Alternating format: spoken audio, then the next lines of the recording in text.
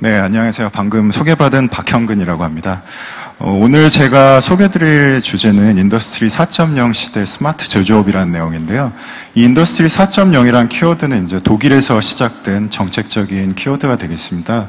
작년 2014년 GGGF 주제어로도 이제 선택이 되었던 내용이 되는데요. 최근 많은 제조 기업들이 이 내용을 벤치마킹하고 있고요. 또 정부 차원에서 추진하고 있는 제조업 3.0의 내용 안에서도 이 내용들을 많이 참고하고 있으니까 오늘 제가 조금 쉽게 소개해드리는 그런 자리로 생각하시면 될 것 같습니다. 우선 왜 인더스트리 4.0에 대해서 우리가 관심을 갖게 되었는지 좀 살펴볼 필요가 있겠는데요. 최근 제조업을 둘러싼 환경이 빠르게 변하고 있습니다. 우선은 시장의 변화, 그 고객의 요구 사항들 굉장히 높아지고 있고요. 또 그 상품의 제조 사이클도 굉장히 짧아지고 있습니다. 그래서 변화가 굉장히 빠르게 일어나는 특징들을 보이고 있고, 또한 이제 언론에서도 많이 이제 노출되고 있는 용어들로 사물 인터넷이라든지 3D 프린팅 이런 혁신 기술들이 최근에 굉장히 경제적이고 저렴하고 사용하기 쉽게 발전해 오고 있습니다. 또한 제조업 환경 안에서도 이제 친환경 제조라든지 또 근로자들의 근로조건 개선에 대한 요구사항들이 굉장히 높아지고 있습니다. 따라서 이제 제조업에도 변화가 와야 하는 그런 모습들을 보이고 있는데요. 수년 전만 하더라도 아마 각국에서 서비스업을 굉장히 강조하는 모습들을 지켜보실 수 있었을 겁니다. 최근에는 뭐 미국을 비롯해서 유럽, 중국 모두 일자리 창출의 결국에는 근원이 어떻게 보면 제조업과 병행이 되어야지만 이제 경제 성장이 이루어진다는 생각을 갖게 되고, 이런 것들을 정책에 입안해서 굉장히 강력하게 드라이브를 걸고 있는 것들을 보실 수가 있습니다. 그래서 잘 아시다시피 오바마 대통령은 매년 기조연설에서 제조업 혁신에 대해서 굉장히 강조를 하고 있고요. 마찬가지로 중국과 유럽 같은 경우에도 뭐 12차 5개년 계획 안에 첨단 제조업 정책이라든지, 유럽에서도 이제 첨단 기술, IT 제조업들을 어떻게 융합을 할 것인가에 대해서 굉장히 많은 정책적 지원들을 하고 있는 모습들을 살펴보실 수가 있습니다. 이 인더스트리 4.0이라는 키워드가 결국에 독일에서 이제 나온 용어가 되겠는데요. 독일이 왜 이런 고민들을 하게 되는지 좀 보게 되면, 자국의 산업이 우선 이제 뭐 제조 원가가 굉장히 저렴한 동남아라든지 아시아 지역으로 이제 빠져나가는 현상들을 볼 수가 있습니다. 또한 이제 일본이라든지 한국 같은 기술력이 뛰어난 국가들이 굉장히 빠르게 추격하는 것에 대해서 어떻게 보면 위기의식을 느꼈다고 볼 수가 있겠습니다. 그래서 이제 잘 아시는 바와 같이 독일이 제조업 분야에 굉장한 리더십을 갖고 있고, 또 일반에는 잘 안 알려져 있지만 제조 안에 인베디드 시스템이라는 분야에서 상당한 리더십을 갖고 있습니다. 이건 결국에는 제조와 IT의 융합의 내용이 되겠는데요. 이것을 어떻게 잘 결합해서 지금 제조업을 리딩하고 향후 10년 지지 않으려면 어떻게 해야 될 것인가에 대한 고민을 했던 것이고, 이것의 결과로 이제 인더스트리 4.0이라는 키워드를 도출하게 된 것입니다. 그래서 이 인더스트리 4.0은 2012년부터 독일의 메르켈 정부가 이제 들어서면서부터 그 기술 발전 전략을 이제 하이텍 스트라테지라고 해서 국가 정책으로 밀고 있는데요. 그 안에 10가지 액션 플랜 가운데 뭐 이산화탄소 저감, 그다음에 뭐 에너지 효율 향상 이런 내용들, 또 바이오 이런 정책들과 함께 하나의 키워드로 10대 정책 안에 인더스트리 4.0이 들어가게 되었고요. 이것을 가지고 이제 굉장히 강력한 드라이브를 국가 차원에서 걸고 있다는 것을 아실 수가 있습니다. 인더스트리 4.0이 그럼 과연 무엇이냐? 여러분들이 이제 최근 한 1, 2년간 굉장히 많이 언론에 노출된 내용들을 보셨지만, 아직도 사실 이 내용이 정확히 무엇이냐. 독일 현지에 가서 이제 이 창시자 같은 분들한테 인터뷰를 해봐도 이 내용이 무엇인지에 대해서 아직 개념적인 정의 정도만 갖고 있고 돼가는 과정에 있다고 보시면 되겠습니다. 그래서 뭐 학계별로 이제 산업혁명의 단계에 대해서 많은 논란이 있겠지만, 이 독일에서는 산업혁명의 단계를 이제 4개의 단계로 보고 있고요. 잘 아시는 바와 같이 첫째는 이제 증기기관의 발명에 따른 1차 산업혁명, 2차 산업 단계는 컨베이어 벨트의 이제 공장의 전기의 도입이 되겠고요. 3차 산업혁명, 지금 저희가 속해 있는 단계, 즉 뭐 이제 제조 현장에 IT 기술이 접목되고 로봇이 들어가고 이런 단계가 3차 산업혁명이 되겠습니다. 독일에서는 이 다음 단계의 4차 산업혁명, 즉 인더스트리 4.0을 사이버 물리 시스템 기반의 유연하고 효율적인 생산 체계로 이제 정의를 하고 있는데요. 잘 보시면 이제 사이버 물리 시스템이 뭔지가 좀 의아하실 것이라고 생각됩니다. 그래서 조금 쉽게 설명을 드리게 되면, 저희가 속해 있는 현실의 공간은 사물의 공간이 되겠습니다. 그래서 현실의 공간, 물리적 공간과 저희가 요즘 잘 활용하고 있는 뭐 SNS, 페이스북, 트위터와 같은 그런 공간은 이제 인터넷의 공간이 되겠고 사이버의 공간이 되겠죠. 제조 현장에서는 이것이 이제 뭐 SCM, CRM, 뭐 ERP 등 이제 소프트웨어, 제조 현장을 관리하기 위한 소프트웨어가 이제 그 인터넷 내지는 사이버 세계의 공간에 존재하는 그런 솔루션들이 되겠는데요. 이 사이버 세계의 솔루션들과 현실 세계의 뭐 인간과 센서 그리고 기계들을 연결해주는 이것의 매개체가 결국엔 사이버 피지컬 시스템이 되겠고요. 이렇게 설명들어도 좀 이해하기가 어려우실 텐데 앞서서 이제 현대자동차에서도 설명해 주셨지만 최근 각광받고 있는 이제 구글이라든지 현대자동차에서 관심을 갖고 있는 무인 자율주행 시스템을 참고하시면 될 것 같습니다.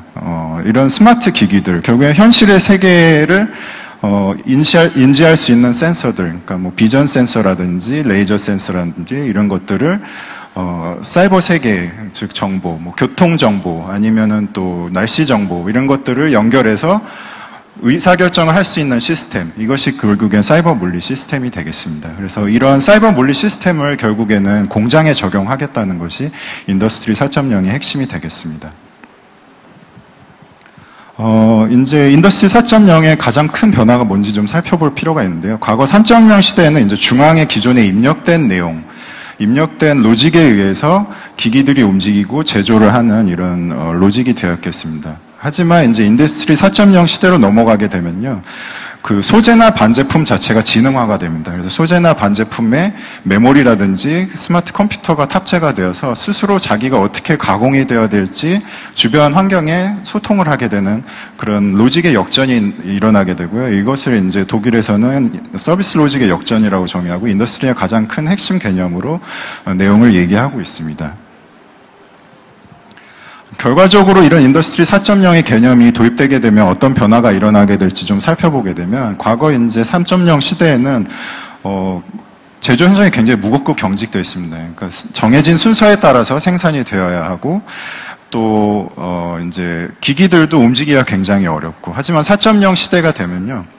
기기들이 지능화가 되기 때문에 각자 어떤 일을 해야 할지 스스로 결정을 하게 됩니다. 따라서 소재나 반제품들도 자유롭게 그 안에서 움직일 수가 있게 되고 공정 자체도 예를 들어서 A에서 B로 넘어가야 되는데 B가 어떤 고장을 일으켰다. 그러면은 스스로 판단해서 C로 이동하는 이렇게 굉장히 유연한 생산체계, 이런 생산체계가 가능하게 됩니다. 이렇게 되면은 과거에는 이제 하나의 동일한 그 스페시피케이션을 가진 제품들을 대량으로 찍어냈다고 하면 앞으로는 소비자 각각의 개인 취향을 반영한 유연한 이제 개인의 취향을 반영한 굉장히 커스터마이즈된 제품들을 생산할 수 있게 됩니다. 그래서 인더스트리 4.0의 가장 핵심 내용이 이것이 되겠고요.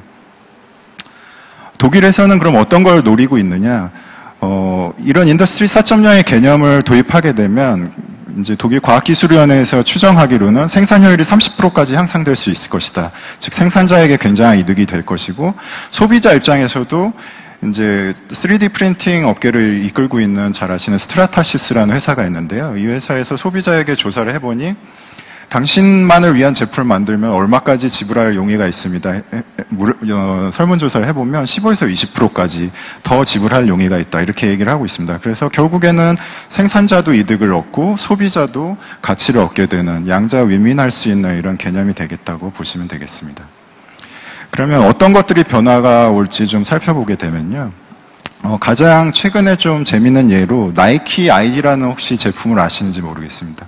인터넷에 들어가시게 되면 이 제품의 디자인부터 소재, 그 다음에 색깔, 이런 것들을 전부 선택을 할 수가 있는데요. 이렇게 하게 되면 개인화 상품이 약 3억 가지의 조합으로 만들어질 수 있다고 합니다. 이런 시대가 이제 점점 더 앞당겨질 것으로 예상이 되는데, 나이키 같은 경우에도 이제 상당수는 이제 아직까지는 수공업으로 처리를 하고 있다고 하는데, 앞으로는 결국에는 이런 제품들이 점점 다양해지고 일반에 많이 퍼지게 되면 대부분의 제조기업에서 이런 소비자의 욕구를, 개인의 욕구를 충족시킬 수 있는 형태의 생산 형태를 갖춰야 된다는 것이죠. 이것이 이제 인더스트리 4.0이 추구하는 바가 되겠습니다. 그러면 우리가 이 인더스트리 4.0 시대 안에서 도대체 무엇을 추구해야 하는지가 좀 궁금하실 건데요. 결국에는 앞서 말씀드렸던 3D 프린팅이라든지 뭐 가상현실, 증강현실과 같은 기술도 뭐 사물 인터넷 이런 것들이 제조 현장에 모두 종합돼서 들어가게 되겠습니다. 이런 스마트 팩토리가 이제 결국에는 대두되게 되는데요. 이 안에 핵심 요소가 결국엔 사람, 기계, 프로세스가 있겠습니다.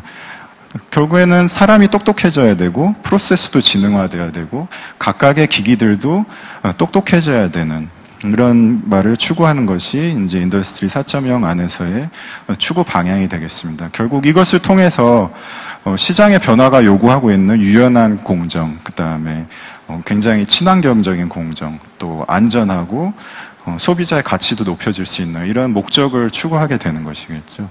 그래서 가장 먼저 스마트한 프로세스를 좀 보게 되면 최근 IT 업계에서 굉장한 혁신을 가져왔던 것은 애플과 구글과 같은 기업들이 소비자와 이제 생산자 내지는 디벨로퍼들을 연결해주는 플랫폼을 제공함으로써 그 연결을 추구했다는 데 있습니다. 이게 핵심 가치를 제공함으로써 시장을 굉장히 키웠는데요. 이런 IT 업계 전반에서의 일어났던 변화들이 제조업으로도 이전이 된다고 보시면 되겠습니다. 그래서 독일에서는 이런 것들을 실험적으로 운영을 하고 있는데요. 독일의 카이저스라우턴이라는 도시에 가보게 되면 시범 공장을 운영하고 있습니다. 이곳에 이제 각계 그 학계 그리고 대학 그리고 해외 기업 그리고 독일의 아래 보시면은 상당히 눈에 익은 브랜드들이 보이실 텐데요. 다들 모여서 이 스마트 팩토리를 어떻게 미래에 추구할 것인가 연구를 모여서 함께 하고 있습니다. 그 내용을 좀 보게 되면 결국에는 레고 블록과 같이 생산 라인을 어떻게 유연하게 짤 수 있는가를 고민하는 것인데요. 예를 들어보면 그 스마트 팩토리 프로젝트에서는 기기 상호 간에 소통을 할 수 있는 언어의 표준, 연결할 수 있는 소켓이나 통신의 표준 그런 것들을 아키텍처를 제공한다고 보시면 되겠고요. 각 기업들은 그에 맞춰서 기기들을 제작을 하고 있습니다. 그래서 각 다른 회사에서 제작한 기기들이 들어오더라도 유연하게 연결이 되도록 상호 호환성을 굉장히 높였다고 보시면 되겠습니다. 그래서 그림에서 보시는 것처럼 그 B 태스크를 하고 있는 공정이 가동 중에도 순식간에 이렇게 바뀌어서도 다른 브랜드가 만들었던 어떤 그 공정이라더라도 서로 상호 호환이 될 수 있는 이런 핫스왑의 개념이 도입이 되고 있고요.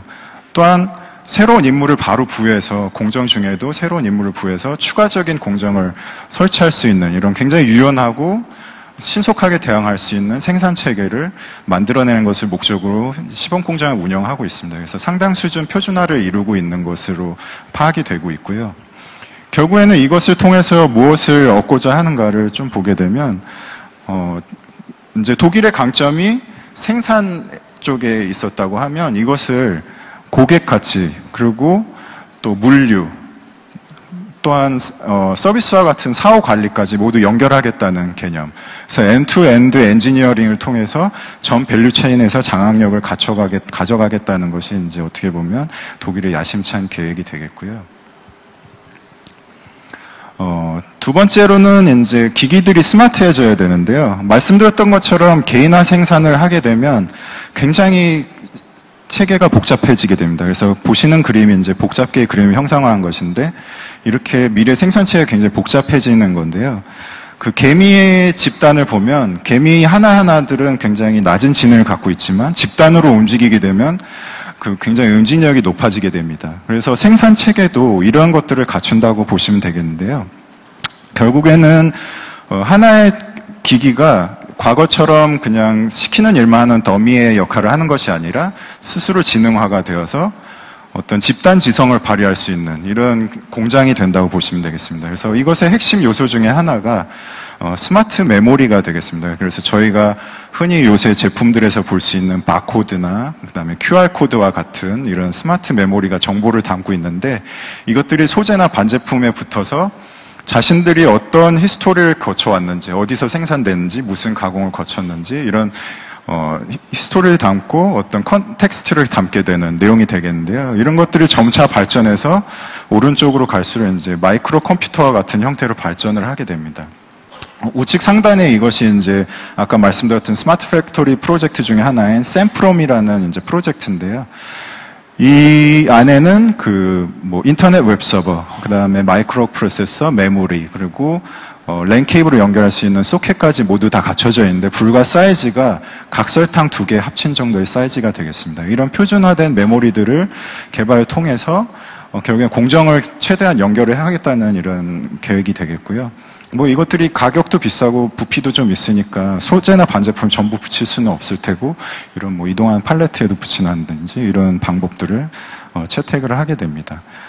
그 다음으로는 이제 기기들이 굉장히 스마트화 되겠는데요. 잘 아시는 것처럼 이제 뭐 테슬라 같은 공장에는 자동차 반제품을 이미 인공지능화된 수송수단들이 이동을 하고 있습니다. 또한 구글 자율주행 자동차처럼 이제 진화된 내용들을 알고 계시고요.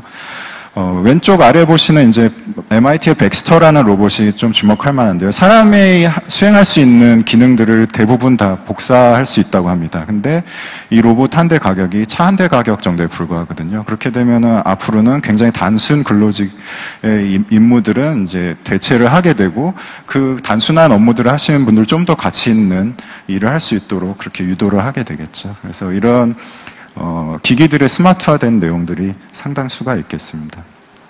또한 이제 기기들이 지능화되다 보니까 본인들이 경로를 앞서서 설명드렸던 것처럼 스스로 선택해서 앞에 환경이 어떻게 바뀌었는지 최적의 경로를 선택해서 이동하게 되는 이런 분산 자율 시스템과 같은 것들이 굉장히 확산이 될 것으로 보이고요. 이제 결국에는 가장 중요한 것이 사람인데 왼쪽에 보시는 것이 이제 퍽스콘의 과거 근로자들입니다. 보시면 굉장히 좀 우울해 보이고 단순한 업무를 하다 보니까 만족도가 굉장히 낮겠죠. 우측에 보시는 것이 이제 스마트 팩토리에 있는 그 근로자가 되겠는데요. 이렇게 일하는 방식 자체가 굉장히 단순한 업무에서 좀 더 가치 있는 일들을 해야 하는 것이 미래의 그 공장의 환경이 아닌가 이런 모습들이 되겠는데 앞서 폭스콘 말씀드렸지만 폭스콘도 이제 엄청나게 로봇들을 도입을 이미 하고 있죠. 물론 이제 기존 근로자들을 대체한다는 의미에서 좀 부정적인 시각들도 있는데 독일에서 이것을 좀 더 가치 있는 일로 이전을 한다는 개념으로 접근을 한다고 보시면 되겠습니다. 또한 근로자들이 부수적인 기기들, 그래서 가상현실을 활용한다든지 또 로봇 기술을 활용해서 굉장히 무거운 짐들을 들 수 있는 이런 엑소스켈레톤과 같은 기술, 또 원격거리에 있는 곳을 가상현실을 통해서 굉장히 직관적으로 작업 설명을 할 수 있습니다. 그래서 독일에 있는 작업자에게 서울에서도 충분히 굉장히 직관적으로 실시간으로 어떤 작업을 하라고 교육할 수도 있고 지시를 할 수도 있는 이런 원격 시스템들도 굉장히 많이 발전을 할 것 같습니다. 보시는 공장은 이제 비텐슈타인의 공장인데요. 비텐슈타인은 자동화 기기를 생산한 기기입니다.